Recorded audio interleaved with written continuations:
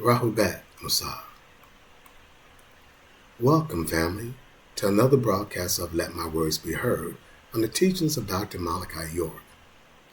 This broadcast is brought to you by All Eyes on Egypt bookstore of Savannah, Georgia. This podcast presents culture programming, the introduction of the Lost Cultural System, Nuwaubu, by Dr. Malachi York. This podcast will cover the Lost Cultural System, Nuwaubu, as taught by Dr. Malachi York for African Americans and to the world. Culture programming as an educational presentation to African Americans has been and continues to be woefully misrepresented or honestly absent in the mainstream society. The primary issue is who can present it, who has access to the records. Finally, what are the societal issues that will result from the presentation of cultural programming education to African Americans? In my observations, the third point is the one that is having the most notoriety today. I have surmised that it will be difficult for anyone trained within the classic social sciences as taught today to be prepared to disseminate cultural programming that educates African Americans on their history. Any program lacking the pertinent data and records cannot successfully address the problem. Using cultural programs for Africans that are created from an European perspective will not fully address the missing cultural constructs African Americans struggle with. African culture predates European culture. No legitimate African culture programs currently exist that effectively provide the needed data that proceeds from an African view of culture. Education for African Americans from its inception in America has been an issue intertwined and entrenched with the elephant in the room, slavery. I personally no longer would use the word slavery in terms of the African American experience in America.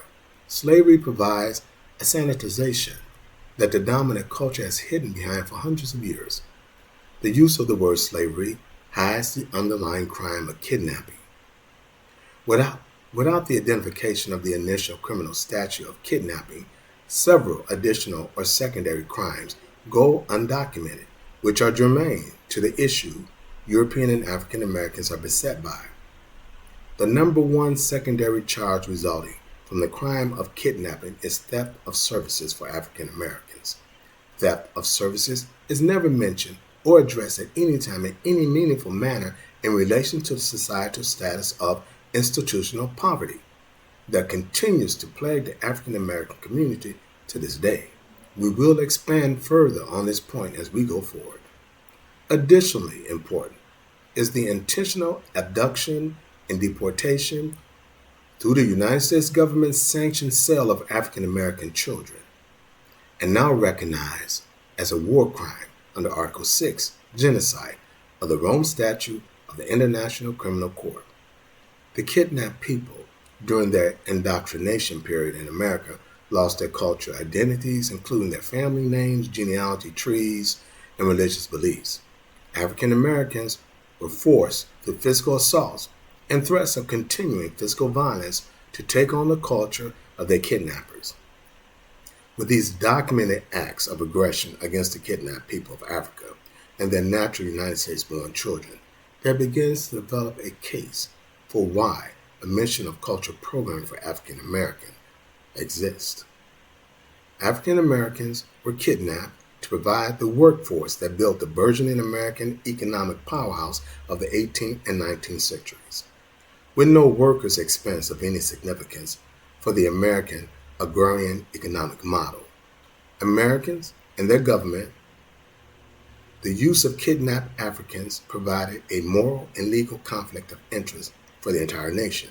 Could the kidnapping and forced labor of Africans be seen as legal, ethical, and moral if Africans were perceived as any other humans being warranted of their natural-born humanity?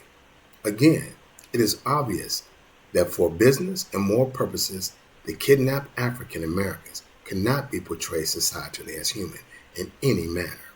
Resultantly, African Americans were declared persons of diminished humanity upon their introduction into America by the government of the United States, with such laws as the Missouri Compromise of 1820 and the Fugitive Slave Act of 1850, the legal status of African Americans was left in the hands of the United States government, making the freedom and access to the shared benefits of society which their labor helped to promote and provide an ongoing responsibility and issue for the federal government.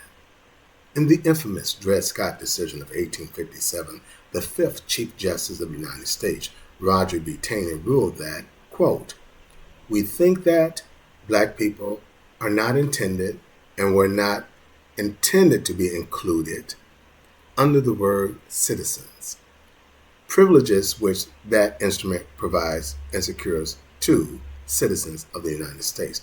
On the contrary, they were at that time, America's founding, considered as a subordinate and inferior class of being who had been subjugated by the dominant race and whether emancipated or not, yet remained subject to their authority and had no rights or privileges but such as those who held the power in the government might choose to grant them."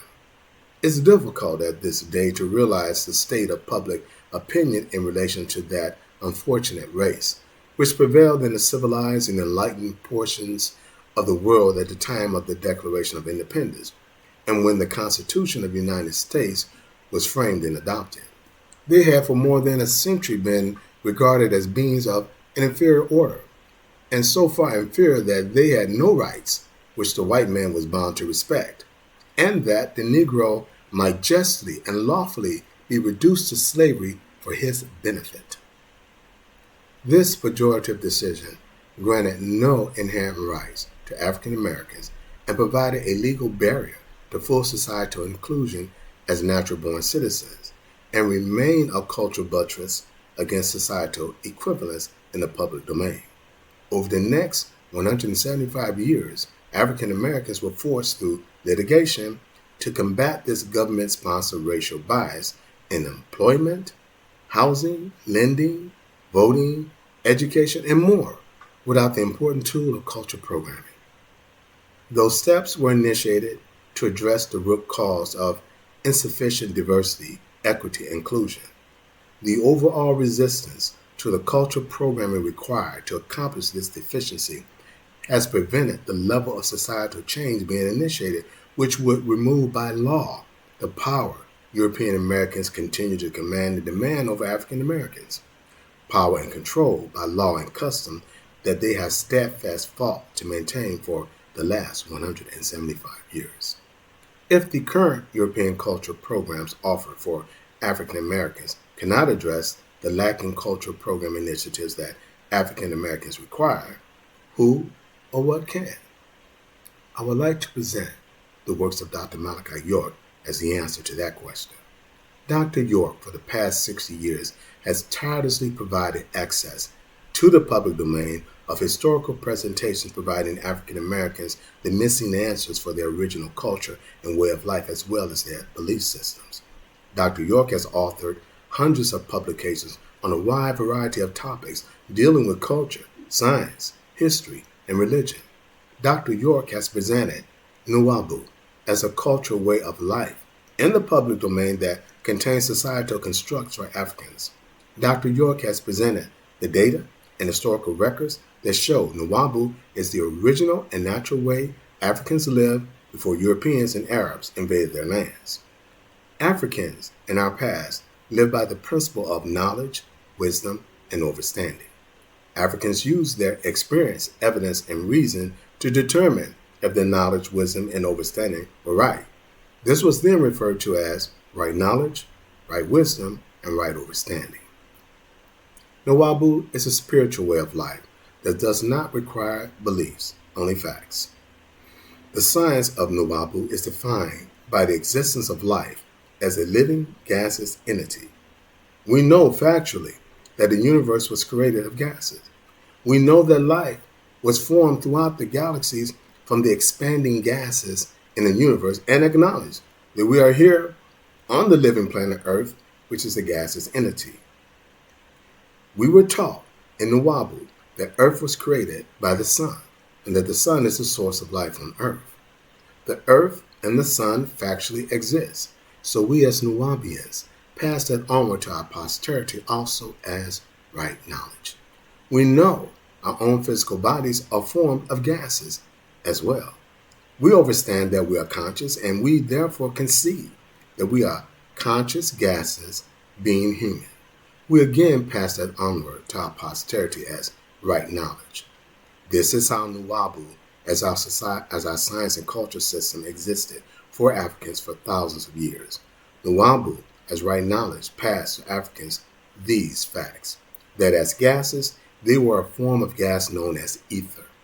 According to Dr. York in the book, What is Nuwaubu?, Africans were taught the original primary creation was performed by nine ether, whose science is Nuwaubu.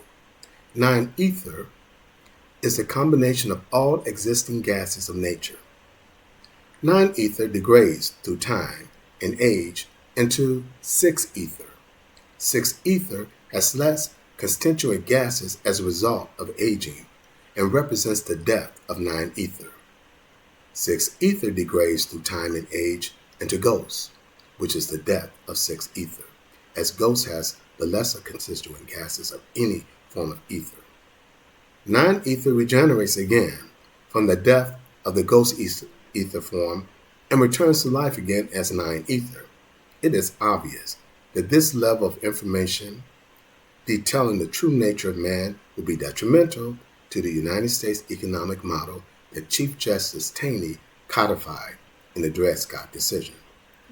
Taney pejoratively declared that the Negro was responsible for the violence executed upon him by his inability to defend himself from a superior military force.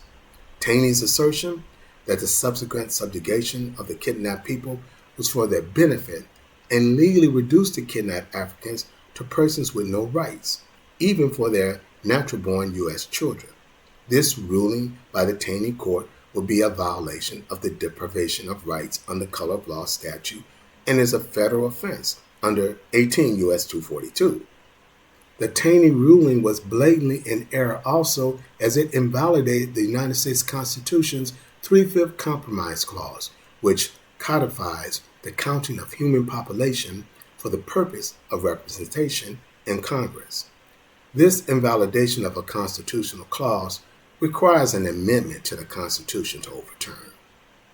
Culture programming using the Nuwaubu model would enable African Americans to see that their mistreatment in America and that the violation of their inherent constitutional rights by the government of the United States was in direct relation to their exploited status as victims of abduction, victims of forced labor, and unjust enrichment.